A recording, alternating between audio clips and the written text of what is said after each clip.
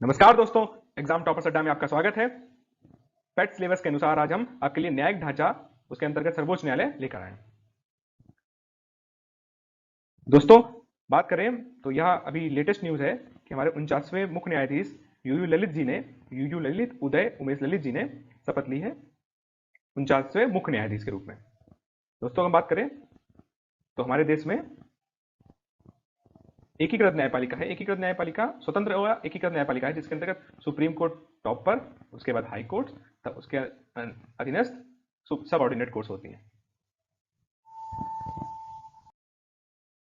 दोस्तों, संविधान का अनुच्छेद 124 से 147 तक भाग 5 के अंतर्गत सर्वोच्च न्यायालय संबंधी प्रावधान दिए गए हैं। बात करेंगे वर्ष 1973 के रेगुलेटिंग एक्ट के तहत सर्वप्रथम सर्वोच्च न्यायालय की स्थापना की गई थी। सर्वप्रथम सर्वोच्च न्यायालय की स्थापना की गई थी जिसके मुख्य न्यायाधीश एलिजा एम्पे जी थे। उसके बाद जब भारत शासन अधिनियम 1935 आता है तो इसके अंतर्गत एक न्यायिक प्रणाली की एकीकृत एकल प्रणाली आई जिसके अंतर्गत फेडरल कोर्ट ऑफ इंडिया की स्थापना होती है 1937 में। भारत शासन अधिनियम 1935 के तहत 1937 में फेडरल कोर्ट ऑफ इंडिया की स्थापना होती है जिसके प्रथम मुख्य न्यायाधीश जो थे सर मॉरिस गेवर थे। एग्जामों में पूछा गया है, मैं वही बातें यहां पर करूंगा जो एग्जाम में मुख्य रूप से इंपॉर्टेंट है। मुख्यतः बार बार एग्जाम में पूछी जाती चीजें और पूछे जाने की संभावना है, उन्हीं की बातें यहां पर करी जाएंगी। फेडरल कोर्ट का जो कार्यकाल था, फेडरल कोर्ट जो लागू रही चली भारत में 1937 से 1950 के बीच में रही। जब 1947 के बाद देश आजाद होता है तो 26 जनवरी 1950 को भारत का संविधान लागू होता है। साथ ही भारत का सर्वोच्च न्यायालय भी अस्तित्व में आता है। तो 26 जनवरी 1950 में भारत का सर्वोच्च न्यायालय अस्तित्व में आया, जबकि इसकी पहली बैठक 28 जनवरी 1950 को हुई। तो अगर क्वेश्चन आता है कि भारत का सर्वोच्च न्यायालय की स्थापना कब हुई, तो 28 जनवरी 1950 को। दोस्तों, इसके प्रथम न्यायाधीश थे हरिलाल कानिया। स्वतंत्र भारत के प्रथम मुख्य न्यायाधीश थे हरिलाल कानिया। जबकि बात कर ले थोड़ा और फैक्ट के बारे में, तो वाई वी चंद्रचूड़ अभी तक का सबसे लंबा कार्यकाल मुख्य न्यायाधीश के रूप में वाई वी चंद्रचूड़ जी का रहा है, जबकि सबसे छोटा कार्यकाल कमल नारायण सिंह जी का रहा है।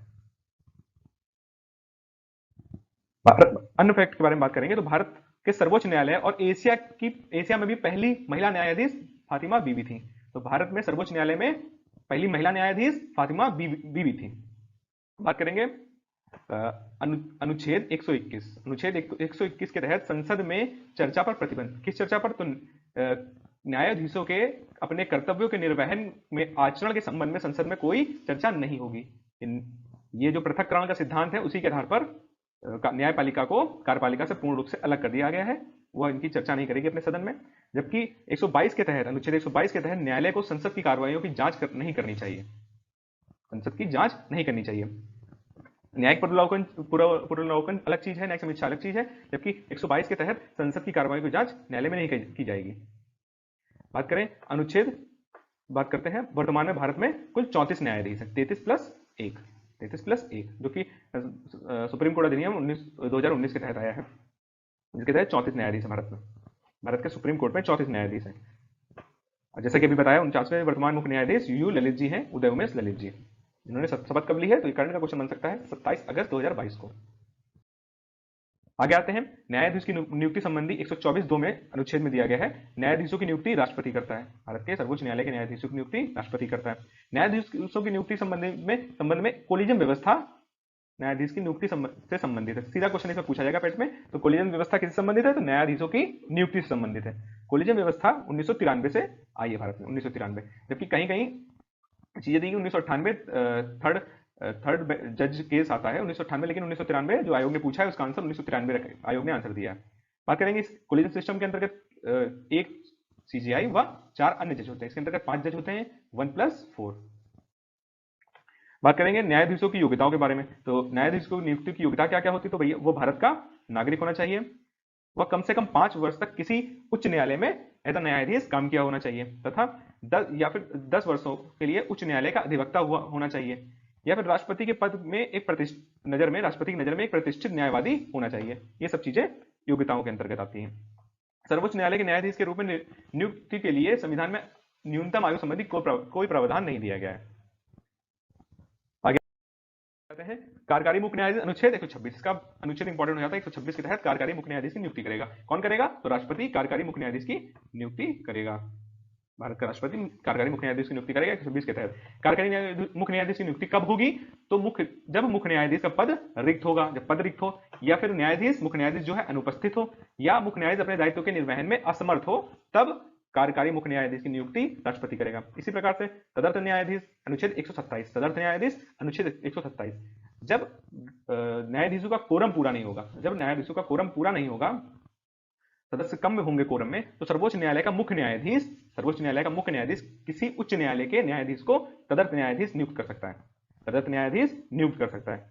इसके पूर्व जो मुख्य न्यायाधीश है, भारत का मुख्य न्यायाधीश है, उसको राष्ट्रपति और जो उच्च न्यायालय है उसके मुख्य न्यायाधीश से सलाह लेनी होगी। ये चीजें इंपॉर्टेंट हो जाती हैं। तो मोटी बात यहाँ पर यह है, इंपॉर्टेंट बात, तदर्थ न्यायाधीश की नियुक्ति 127 के तहत होती है। अब बात करते हैं न्यायाधीशों का कार्यकाल। न्यायाधीशों का कार्यकाल जो है, कोई कार्यकाल तय नहीं किया गया भारत के, जो सुप्रीम कोर्ट में कोई कार्यकाल तय नहीं किया गया। हाँ, रिटायरमेंट 65 वर्ष में होता है। जो सुप्रीम कोर्ट के जजों का रिटायरमेंट 65 वर्ष की उम्र में होता है। एक कार्यकाल के तहत 65 वर्ष तक रह सकता है। दूसरी बात, राष्ट्रपति को वह त्याग पत्र दे दे तो वह पद से हट जाएगा। आगे बात करें, या फिर संसद की सिफारिश के आधार पर राष्ट्रपति द्वारा उसे पद से हटाया जा सकता है। तो तीन तरीके हैं, 65 वर्ष की उम्र पूरी कर ले, या फिर खुद स्वयं त्याग पत्र दे दे, या फिर संसद में कदाचार असमता के आधार पर महाअभियोग जैसी प्रक्रिया के तहत राष्ट्रपति इनको हटा सकता है। कहते हैं न्यायाधीश को अभ्यस्त करना, अनुच्छेद 124 के तहत जो प्रक्रिया है, जो महाअभियोग जैसी प्रक्रिया है, वो 124(4) के तहत न्यायाधीश को हटाने की जो प्रक्रिया बताई गई है।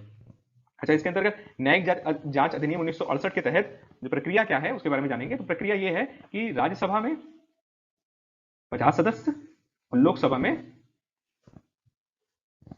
100 सदस्य यदि कोई प्रस्ताव ला दे मुख्य न्यायाधीश को हटाने का, किसी न्यायाधीश को हटाने का, तो वह प्रस्ताव अगर आता है और वह प्रस्ताव संसद में दोनों सदनों में विशेष बहुमत से पास हो जाता है, संसद के दोनों सदनों में विशेष बहुमत से पास हो जाता है। विशेष बहुमत क्या होती है? तो कुल सदस्यों का बहुमत और सदन में उपस्थित और मत देने वाले सदस्यों का 2/3 भाग अगर वोट कर देता है इस प्रस्ताव के पक्ष में, तो राष्ट्रपति इनको पद से हटा सकता है। ठीक है, तो 124(4) के तहत न्यायाधीश को पद से हटाया जा सकता है संसद द्वारा, महाअभियोग जैसी प्रक्रिया द्वारा। न्यायाधीश जांच अधिनियम 1968 के तहत ये प्रक्रिया दी गई है। ये जो पूरी प्रक्रिया है, ये एक सत्र में ही पूर्ण होनी चाहिए, मोटी बातें। अभी तक जो महाअभियोग की प्रक्रिया किसके खिलाफ लाई गई है, कौन कौन न्यायाधीश के खिलाफ? तो न्यायमूर्ति वीर रामास्वामी तथा न्यायमूर्ति दीपक मिश्रा के खिलाफ लाई गई है। आगे चलते हैं। सुप्रीम कोर्ट जो है एक अभिलेख न्यायालय है। अभिलेख न्यायालय अनुच्छेद 129 के तहत, मोस्ट इंपॉर्टेंट है, कई बार पूछा गया एग्जामों में। अभिलेख न्यायालय 129 के तहत है। सुप्रीम कोर्ट एक अभिलेख न्यायालय। अभिलेख न्यायालय का मतलब क्या होता है? तो अभिलेख न्यायालय का मतलब ये होता है कि इसके फैसले जो होंगे सार्वजनिक अभिलेख एवं साक्ष्य के रूप में प्रयोग होंगे। इसके फैसले हैं सुप्रीम कोर्ट के, वो सबके लिए आदर्श होंगे और फैसले सार्वजनिक अभिलेख और साक्ष्य के रूप में प्रयुक्त होंगे, यूज होंगे, तथा यह विधिक रिकॉर्ड के रूप में रखा जाएगा। साथ ही साथ अनुच्छेद 129 जो अभिलेख न्यायालय, इसके तहत सुप्रीम कोर्ट को अवमानना की शक्ति, यानी कोई अगर उसकी अवमानना करता है तो उसको दंडित करने का अधिकार भी सुप्रीम कोर्ट के पास है। न्यायालय की अवमानना अधिनियम 1971 के तहत दो तरह की अवमानना होती है, एक सिविल अवमानना, एक क्रिमिनल अवमानना, जो कि इंपॉर्टेंट इतना नहीं है, तो आगे चलता हूं। बस इसमें इंपॉर्टेंट यह है कि अभिलेख न्यायालय अनुच्छेद 129 के तहत। बात करते हैं मूल क्षेत्राधिकार। मूल क्षेत्राधिकार क्या है? तो सुप्रीम कोर्ट का जो बेसिक काम है, मूल काम है, वह संघीय व्यवस्था को बना के रखना है, संतुलन बना के रखना है, यानी कि केंद्र और राज्य के मध्य जो समस्या होती है उसको सुप्रीम कोर्ट हल करता है। यह इसका मूल क्षेत्राधिकार है। केंद्र व एक राज्य के मध्य कोई मतभेद हो तब सुप्रीम कोर्ट उनके बीच में फैसला करेगा।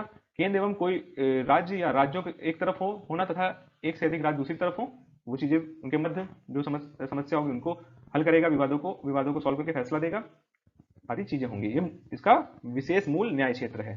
तो मूल क्षेत्राधिकार 131 के तहत चलेंगे। न्यायिक समीक्षा की शक्ति अनुच्छेद 137 के तहत सुप्रीम कोर्ट को न्यायिक समीक्षा करने की शक्ति दी गई है। न्यायिक समीक्षा क्या है? केंद्र व राज्यों दोनों सरकारें जो विधायी कानून बनाएंगी उनकी संवैधानिकता की जांच करना न्यायिक समीक्षा कहलाती है। जो कानूनों की संवैधानिकता की जांच करना न्यायिक समीक्षा है, उसकी जांच कौन करता है? सुप्रीम कोर्ट करता है न्यायिक समीक्षा के तहत। अनुच्छेद 137 मोस्ट इंपॉर्टेंट, अनुच्छेद 137 याद रखिएगा। अनुच्छेद 141 के तहत कहा गया है कि उच्चतम न्यायालय द्वारा घोषित विधि का सभी न्यायालयों पर अबद्ध कर होना होगा, यानी कि सभी लोग सुप्रीम कोर्ट की जो विधि है उसको मानेंगे, सब पे लागू होगी। आगे चलते हैं। अनुच्छेद 142 के तहत क्या होता है? सुप्रीम कोर्ट अपना कोई निर्णय देता है तो इसके तहत वह पूर्ण न्याय, जो कंप्लीट जस्टिस वाली जो अपनी चीजें हैं वो लागू कर सकता है, यानी कि कहीं पर किसी पक्ष को जैसे कि अभी अयोध्या मामले के अंतर्गत जो 5 एकड़ जमीन मुस्लिम पक्ष को दी गई है वह अनुच्छेद 142 के तहत पूर्ण न्याय के तहत दी गई थी, जस्टिस को पूर्ण करने के लिए। कोई पक्ष असंतुष्ट न रहे, वो विशेष व्यवस्था है इनके पास 142 के तहत पूर्ण न्याय। सीधे सीधे क्वेश्चन आएगा, पूर्ण न्याय की व्यवस्था अनुच्छेद 142।